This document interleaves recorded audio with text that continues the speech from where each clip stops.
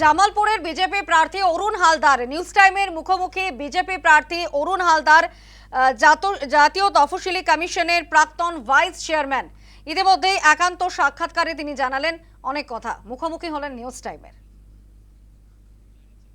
আমাকে ভারতীয় জনতা পার্টি কেন্দ্রীয় রাজ্য নেতৃত্ব আমার নেটিভ প্লেস থেকে একটা শক্ত সিটে আমাকে দাঁড় করিয়ে দিয়ে একটা চ্যালেঞ্জের মুখে ঠেলে দিয়েছে। আমি বরাবরই চ্যালেঞ্জিং ক্যারেক্টার।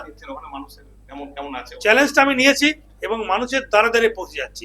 যেখানে মাঠে চাষ করছিল চাষিদের কাছে চলে যাচ্ছি, তাদের সমস্যা তৈরি করছি, তাদেরকে জিজ্ঞেস করছি। চাষিদের ফসল মাঠে নষ্ট হয়ে যাচ্ছে, তো একটা সরকার কি পারতো না? 15 বছর তো কম সময় নেয়, বহু সময় পেয়েছেন তারা।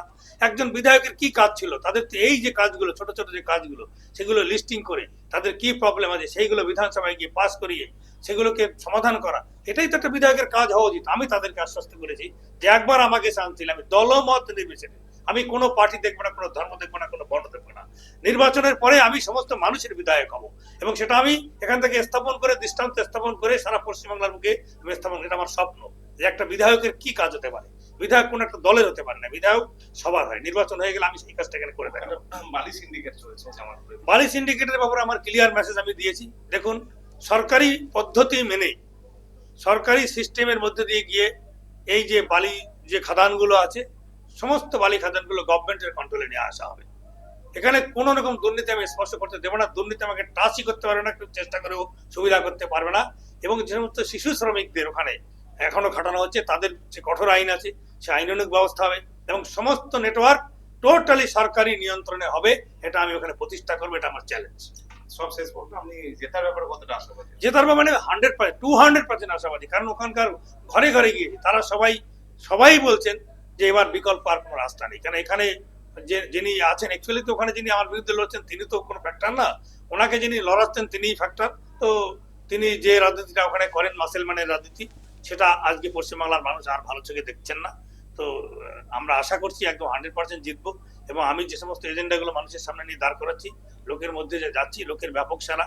ওখানে রাস্তাঘাটের মানে একদম ন্যারো ন্যারো রাস্তা, কোনো রাস্তাঘাট ঠিক করেনি, জলে পুরো ডুবে যাচ্ছে, মানুষের পরিষেবা পাচ্ছে না।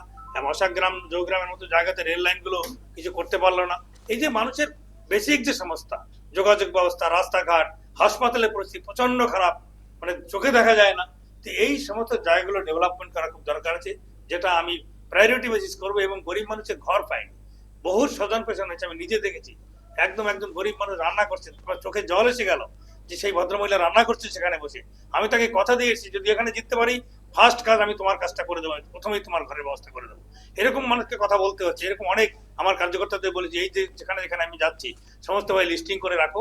আমি এখানে কোনো প্রতারণার রাজনীতি করতে আসিনি, আমি এখান থেকে কিছু নিতে আসিনি।